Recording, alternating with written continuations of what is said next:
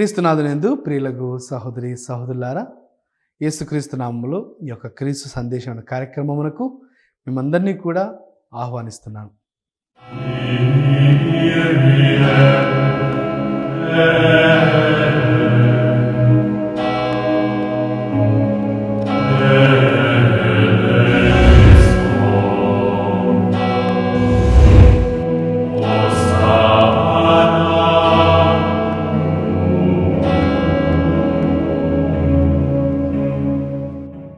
మరి ప్రారంభించుకునే ముందు చిన్న ప్రార్థన చేసుకుందాం. సదా మమ్ము కరుణించి కాపాడుతున్న ప్రభువా, మీ యొక్క పవిత్రమైన నామమునకు వందనాలు తెలియజేసుకుంటున్నాము. ప్రభువా, మీ యొక్క వాక్యాన్ని మేము ఆలకించబోతుండగా మా యొక్క హృదయాలను, మా యొక్క మనస్సులను తెరవండి. మాకున్నటువంటి అజ్ఞానమును తీసివేసి మీ యొక్క పరిపూర్ణమైనటువంటి జ్ఞానముతో నింపమని, మీ యొక్క వాక్యాన్ని అర్థం చేసుకొని మా జీవితంలోనికి అలవర్చుకొని దాని ప్రకారం జీవించలాగున మమ్ము దీవించమని, వాక్యం ఆలకిస్తున్న ప్రతి ఒక్కరిని కూడా మీ యొక్క స్వహస్తాలతో దీవించమని ప్రార్థిస్తున్నాం. ఈ యొక్క మనలన్నిటిని మా నాథుడైన యేసుక్రీస్తు నామమున అడిగి వేడుకొంచున్నాం తండ్రి, amen. Praise the Lord, praise the Lord, hallelujah, హల్లెలూయా.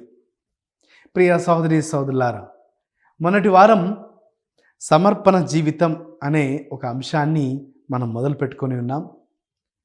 మరి ఈరోజు అదే అంశాన్ని మనం ఇంకా లోతుగా రెండవ భాగముగా ధ్యానించుకుంటున్నాం. ఒకసారి మనల్ని మనం గుర్తు చేసుకోవడానికి మొన్నటి వారం ఈ యొక్క సమర్పణ జీవితం అనే అంశంలో మనం తెలుసుకున్న మొట్టమొదటి విషయం ఏంటంటే పూర్ణ సమర్పణ, టోటల్ డివోషన్ టు గాడ్. దేవునికి పరిపూర్ణంగా లేదా మన యొక్క శరీరాలను, జీవితాలను సజీవ అర్పణగా ఇవ్వాలని, మరి ఆ విధంగా చేయాలంటే మనం క్రీస్తును మన యొక్క జీవితంలో ముందుంచి మనం వెనుకంజ వేయాలి, లేదా క్రీస్తును మనం వదిలిపెట్టి ముందుకు వెళ్ళిపోవడం అనేది అజ్ఞానమని తెలుసుకొని ఉన్నాం. మరి ఈరోజు ఈ యొక్క అంశంలోనే రెండవ విషయం మనం నేర్చుకునే రెండవ విషయం ఏంటంటే పరిశుద్ధమైనటువంటి జీవితం, లైఫ్ ఆఫ్ హోలీనెస్. అనగా ఈ యొక్క పరిశుద్ధమైన జీవితాన్ని మనం జీవించినప్పుడు మన యొక్క జీవితం ఒక సమర్పణ జీవితముగా ఉంటుంది, లేదా మనల్ని మనం దేవునికి కేటాయించవచ్చు. ఇప్పుడు సర్వసాధారణంగా మనుషులమైన మనం అందరం కూడా కొన్ని సందర్భాల్లో పరిశుద్ధంగా ఉంటామండి, మంచిగా ఉంటాం, మంచిగా జీవిస్తాం, మంచి పనులు చేస్తాం. కానీ కొన్ని సందర్భాలకు అనుగుణంగా, కొన్ని పరిస్థితుల్లో మనకి ఇష్టం ఉన్నా లేకపోయినా మనం చేయకూడనటువంటి పనులను మనం చేస్తూ ఉంటాం, లేదా మనము పాపపు జీవితాన్ని జీవిస్తూ ఉంటాం. ఇదే మనుషులము కొన్ని సందర్భాల్లో పాపపు జీవితాన్ని జీవిస్తున్నాం, మరికొన్ని సందర్భాల్లో మంచి జీవితాన్ని జీవిస్తున్నాం. ఒక వ్యక్తిని మనము ఎదురుగా నిలబెట్టి ఈ యొక్క వ్యక్తి చెడు వ్యక్తియా మంచి వ్యక్తియా అని ప్రశ్నిస్తే పరిపూర్ణంగా ఇతను చెడు అని చెప్పలేం, ఇతను పరిపూర్ణంగా మంచివాడు అని కూడా చెప్పలేం. ఈ యొక్క మానవ జీవితంలో ఈ యొక్క రెండు విషయాలను మనము కలుపుకొని ముందుకు వెళ్తూ ఉంటాం. అనగా మంచి పనులు చేస్తూ ముందుకు వెళ్తాం, మరికొన్ని సందర్భాల్లో చెడు పనులు చేసేస్తూ ఉంటాం. కానీ ప్రియ సహోదరి సహోదరులారా, ఒక చిన్న అంశం ద్వారా మనం తెలుసుకోవాలంటే ఎందుకు పరిశుద్ధంగా నేను జీవించాలి ఈ లోకంలో? మనకు కనిపించే వ్యక్తులు, ఫాదర్ గారండి, కనిపించే వ్యక్తులు లేదా కనిపించే పరిస్థితులు అన్నీ కూడా చెడు మార్గంలో ఉన్నాయి. మరి కొంతమంది నా దగ్గరికి మాట్లాడడానికి వచ్చినప్పుడు, లేదా కౌన్సిలింగ్ కోసం వచ్చినప్పుడు, లేదా బాధలు పంచుకోవాలని కొంతమంది నా దగ్గరికి వచ్చినప్పుడు వాళ్ళు చెప్పే విషయాలు ఏంటంటే, ఫాదర్ గారండి, ఈ లోకంలో మంచిగా జీవిస్తే మంచి వ్యక్తులకు రోజులు లేవు ఫాదర్, మంచిగా జీవించద్దండి, మంచిగా జీవితం నాకు సలహా ఇవ్వడం లేదు.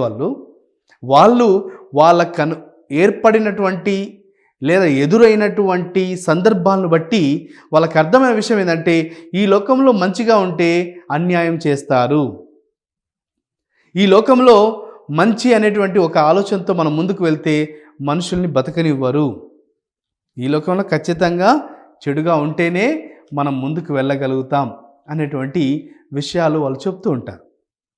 వాళ్ళని అర్థం చేసుకున్నప్పుడు మనకు అర్థమవుతుంది వాళ్ళు ఎన్నో కష్టాలను ఎదుర్కొని ఉండవచ్చు. కానీ ప్రియ సహోదరి సహోదరులారా, ఇక్కడ మనకు కనిపించేటటువంటి మనుషులను మనం పోల్చి జీవించాలి అని ప్రయత్నం మనం చేసినప్పుడు ఒక గుడ్డివాడు ఇంకొక గుడ్డివాడిని ఏ విధంగా నడిపించలేడో, ఏ విధంగా ముందుకు తీసుకొని వెళ్ళలేడో, అదేవిధంగా ఈ లోకంలో మనం ఇతరులను పోల్చి జీవిస్తే మనం కూడా గుడ్డి వాళ్ళలాగా మనము గమ్యం లేనటువంటి వ్యక్తులుగా ముందుకు వెళ్ళిపోతాం. లేదా మనం గొర్రెలను మేకలను మనం గమనిస్తే అవి ఒకటి ఎటు వెళ్తే మిగతావన్నీ కూడా అటే వెళ్ళిపోతూ ఉంటాయి. ప్రియ సహోదరి సహోదరులారా, ఈ లోక జీవితంలో గమనించవలసిన విషయం ఏంటంటే, నీ కోసం నా కోసం ఈ ప్రపంచం ఆగదు. ఈ ప్రపంచంలో నీకు ఎలాంటి విలువ కూడా లేదు. గమనించాలి. నువ్వు బతికినా, నువ్వు సాధించినా, నువ్వు ఓడిపోయినా, నువ్వు మరణించినా మనుషులు కొన్ని రోజులు మాత్రమే నీ గురించి మాట్లాడతారు. ఆ తర్వాత ఎవరి జీవితం వాళ్ళది యథావిధిగా సాగిపోతూనే ఉంటుంది. ఈ భూమి సూర్యుని చుట్టూ తిరగడం ఆగదు. సూర్యుడు మనకు వెలుగుని ఇవ్వడంలో ఆగడు. ఈ యొక్క ప్రపంచం నీ కోసం నా కోసం ఆగదు. మరి ఈ లోక జీవితంలో ఎవ్వరు కూడా మన కోసం ఆగనప్పుడు మనం ఇతరులను గమనించి వాళ్ళలాగా జీవించాలనే ఆలోచన ఎందుకు మనకు వస్తుంది? అదే క్రైస్తవులమైన మనము నన్ను దేవుడు సృష్టించాడు అని పరిశుద్ధ గ్రంథం నేర్పిస్తుంది. దేవుడే మనకు అన్నీ కూడా తన యొక్క చిత్తం ప్రకారం ఇస్తున్నాడని నేర్పిస్తుంది.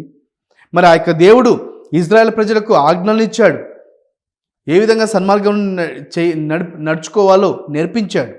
చివరికి అదే దేవుడు మానవుడిగా ఈ లోకానికి వచ్చి, ఇదిగో మీరు మానవులను నేను పరిశుద్ధమైన జీవితం జీవించలేను అని ఇతరులను పోల్చి చెప్తున్నారు కదా.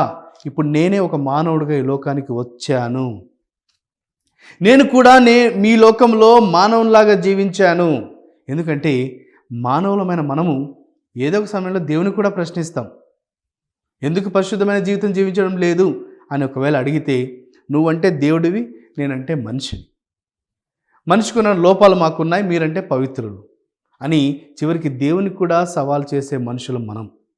కానీ ప్రియ సహోదరి సహోదరులారా, ఇక్కడ గుర్తించవలసినటువంటి విషయం ఏమిటంటే, దేవుడు కేవలం అక్కడ ఉండి మనం నడిపించడం లేదు. అదే దేవుడు యోహాను 1:14 ప్రకారం ఆదిలో ఉన్న వాక్కు మానవుడై ఈ లోకానికి వచ్చాడు. అనగా దేవుడు ఈ లోకానికి మానవుడిగా వచ్చాడు, మానవునిగా జీవించాడు, మానవునిగా ఏ విధంగా ఈ యొక్క లోకపు స్వార్థాలను, లోకపు జీవితాన్ని అధిగమించాలో నేర్పించాడు. చివరికి మనందరికి కూడా నేర్పించాడు. నన్ను వెంబడించాలనుకున్నటువంటి వ్యక్తి, లేదా నన్ను పాటించాలి, నా మార్గంలో జీవించాలనుకున్న ప్రతి ఒక్కరూ కూడా తనను తాను పరిత్యజించుకొని సిలువను ఎత్తుకొని వెంబడించాలి. మార్కు సువార్త 8:24 వాక్యం పలుకుతుంది. All those who want to follow me let them deny, take up the cross and follow. అనగా మనకి ఇవ్వబడిన ఆప్షన్ ఏమీ కూడా లేదు, వేరే అవకాశాలు ఏమీ లేవు. వెంబడించాలి అని అనుకుంటే నిన్ను నీవు పరిత్యజించుకోవాలి, సిలువను ఎత్తుకోవాలి, అప్పుడే క్రీస్తును వెంబడించాలి. అనగా ఆల్రెడీ మనందరికీ క్రీస్తు ప్రభు ఈ యొక్క ఫార్ములా అనగా ఈ సూత్రాన్ని నేర్పించాడు. మరి అలాంటప్పుడు ప్రియ సహోదరి సహోదరులారా, ఈ లోకంలో వాళ్ళు చెడుగా ఉన్నారు, నేను కూడా చెడుగా ఉంటా. వాడు దొంగతనం చేస్తున్నాడు, నేను కూడా దొంగతనం చేస్తా. వాడు అబద్ధాలు చెప్తున్నాడు, నేను కూడా అబద్ధాలు చెప్తా అని ఒకవేళ మనం ఈ యొక్క భ్రమలో ఒకవేళ ఉన్నట్లయితే దయచేసి గమనించండి, మన యొక్క జీవితానికి ఏదో ఒక సందర్భంలో దేవుడు మన గుణపాఠాలు నేర్పిస్తాడు. నువ్వు చేసింది తప్పు అని తెలియజేస్తాడు నీకు నాకు. అది నేనైనా, అది మీరైనా, అది ఎలాంటి గొప్ప వ్యక్తులైనా సరే.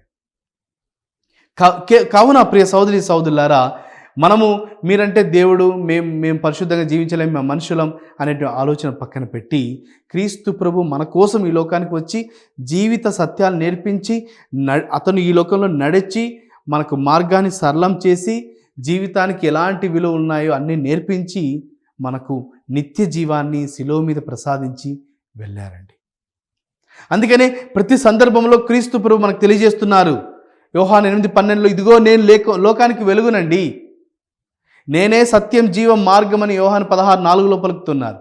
నేనే ఆల్ఫా ఒమేగా, నేనే ఆది అంతము, నేనే మంచి కాపరి, నేనే మీకు జీవము, నేనే నీకు నిజమైన ఆహారము, నేనే నీకు నిజమైన పానము. ప్రియ సహోదరి సహోదరులారా, క్రీస్తు ప్రభు మాత్రమే మనకు సర్వస్వం. ఏ మతంలో కూడా ఏ వ్యక్తి కూడా ఈ మాట చెప్పలేదు.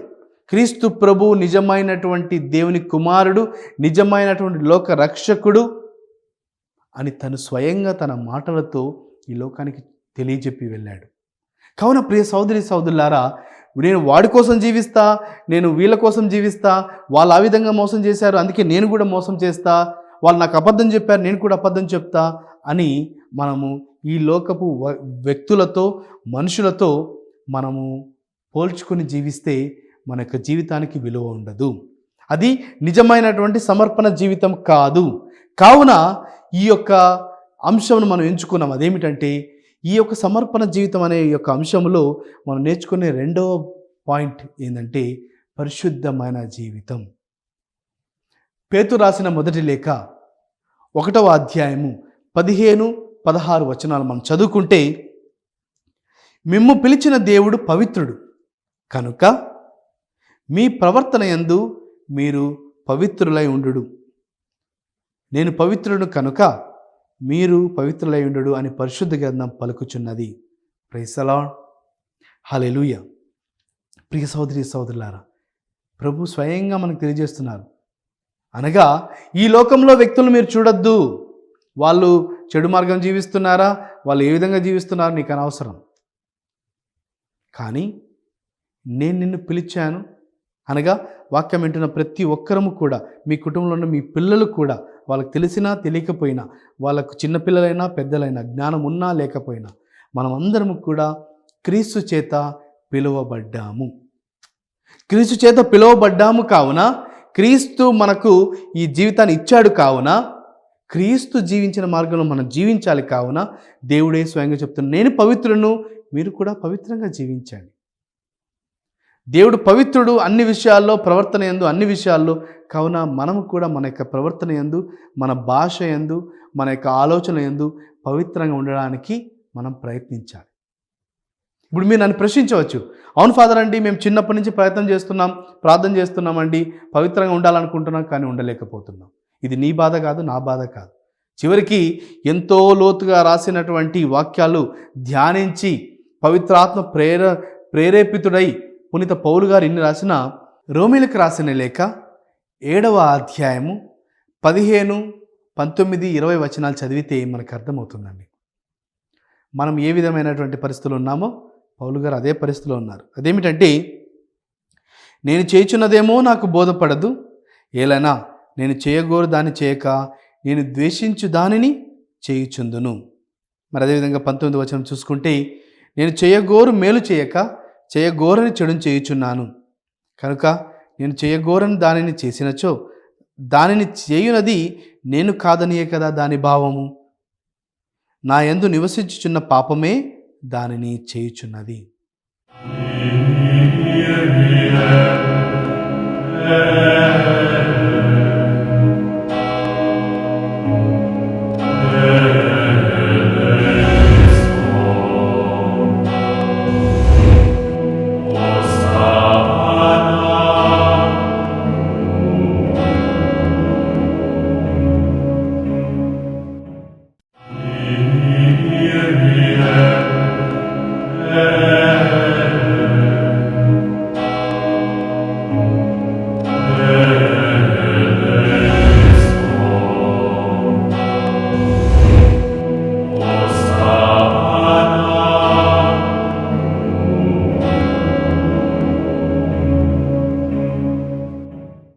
ప్రియ సోదరి సోదరులారా, మానవులమైన మనము పవిత్రమైన జీవితం జీవించాలనే తపన ఉన్నప్పటికీ మనలో ఈ యొక్క లోపం వలన మనము పాపం చేస్తూనే ఉండవచ్చు. కానీ పవిత్రమైన జీవితం జీవించడంలో మన యొక్క ప్రయత్నాన్ని ఆపకూడదు అని చెప్పడమే ఈ యొక్క అంశం యొక్క ఉద్దేశము, మరి నా యొక్క ప్రత్యేకమైన సలహా. అవును, ఈరోజు పవిత్రంగా జీవించాను, రేపు పాపం చేయవచ్చు. అంత మాత్రాన్ని నేను పాపం చేశాను కదా, ఇంకా మళ్ళీ నేను చర్చికి ఎందుకు వెళ్ళాలి, నేను మళ్ళీ ఎందుకు మంచిగా జీవించాలి, జీవించి ఏం లాభం ఉంది అనే ఆలోచనలతో వెళ్ళకుండా, ఈరోజు నేను మంచి జీవించాను, రేపు చెడు చేశాను, కానీ చెడు చేసిన తక్షణమే మళ్ళీ మనము ధ్యానించాలి. నేను ఇప్పటి నుంచి మళ్ళీ ప్రయత్నం చేస్తాను. ఏ విధంగా అయితే మానవులమైన మనము ఎన్ని కష్టాలు వచ్చినా, ఎన్ని బాధలు వచ్చినా, మీ పిల్లలకు ఆహారం ఇవ్వడంలో, లేకపోతే మీ యొక్క పిల్లలకు కావాల్సిన వస్తువులు ఇవ్వడంలో మీరు ఎప్పుడే కానీ ఆలోచించడం లేదు. అప్పు చేసైనా సరే చేస్తున్నారు, కష్టపడైనా చేస్తున్నారు, వేరే వద్దకి తెచ్చుకొనైనా ఇస్తున్నారు. అనగా మీ పిల్లలకు మంచి చేయాలనే ఆలోచనలో మీరు ఎప్పుడు కూడా ఆపడం లేదు. అదేవిధంగా మనము కూడా మంచి చేయడంలో మనం ఎప్పుడు కూడా ఆపకూడదు. పవిత్రమైన జీవితం, పరిశుద్ధమైన జీవితం జీవించడానికి మనం ఎన్నటికీ కూడా వెనుకంజ వేయకూడదు. అప్పుడే ప్రియ సహోదరి సహోదరులారా, మన యొక్క ఎఫర్ట్ అనగా మనం చేసేటటువంటి ప్రయత్నంలో దేవుని యొక్క కృప తోడైతే ఇంకా దాన్ని ఎవరు కూడా ఆపలేరు. ఈ నమ్మకం మనందరికీ కూడా ఉండాలి. అదేమిటంటే, నేను మానవునిగా నా ప్రయత్నం చేస్తాను, తదుపరి దేవుని యొక్క కృప ద్వారా నేను సమస్తమును కూడా సాధించగలుగుతాను. దేవుడు అనుగ్రహించు శక్తి చేత నేను అన్నీ చేయగలుగుతాను. పునీత పౌలు గారు ఫిలిప్పీయులకు రాసిన లేఖ 4వ అధ్యాయము 13వ వచనంలో ఎంతో చక్కగా తెలియజేస్తున్నారండి. క్రీస్తు అనుగ్రహించు శక్తిచే ఎట్టి పరిస్థితినైనా ఎదుర్కొని బలము నాకు ఉన్నది. ఈ యొక్క కాన్ఫిడెన్స్, ఈ యొక్క నమ్మకం మనలో బలంగా ఏర్పడాలి. అదేమిటంటే, నీకు అప్పులు వచ్చినా, నష్టం వచ్చినా, లేకపోతే అనారోగ్యమైన ఎలాంటి బాధలు ఎదురైనా గుర్తుపెట్టుకోవాలి, దేవుడు అనుగ్రహించే శక్తి చేత ఎలాంటి పరిస్థితి, అది ఏ పరిస్థితి అయినా సరే, చివరికి అనుకుందాం, నీకు రాబోతున్న ఒక చివరి గంట నువ్వు బతకబోతున్నావు, ఆ తర్వాత మన చంపబోతున్నారు అని తెలిసిన ప్రియ సహోదరి సహోదరులారా, దేవుడు అనుగ్రహించే శక్తి చేత నాకు ఎదుర్కొని బలము ఉంది అనే నమ్మకం మనలో ఉంటే ఎవ్వరు కూడా మనల్ని ఆపలేరు. ఎందుకంటే మనం చేసేది ఇక్కడ క్రీస్తు మన మధ్య ఉండి మనలో ఉండి నడిపిస్తాడు. కావున ప్రియ సహోదరి సహోదరులారా, ఈ యొక్క విషయాన్ని ఎందుకు ఇంత లోతుగా మనం ధ్యానించుకోవాల్సిన అవసరం ఏంటంటే, ఈ లోకంలో పరిశుద్ధమైన జీవితం జీవించడం అనేది చాలా కష్టతరంగా మారుతూ ఉన్నది. చాలా కష్టతరంగా మారుతుంది. ఎందుకంటే మనకున్నటువంటి పరిస్థితులు, మనకున్నటువంటి వస్తువులు అన్నీ కూడా మనల్ని దేవుని నుంచి దూరంగా చేస్తున్నాయి, లేకపోతే మన మధ్య ఉన్నటువంటి ఆ యొక్క ప్రేమ, బంధాలు, బాంధవ్యాల్ని తొలగింపచేస్తున్నాయి.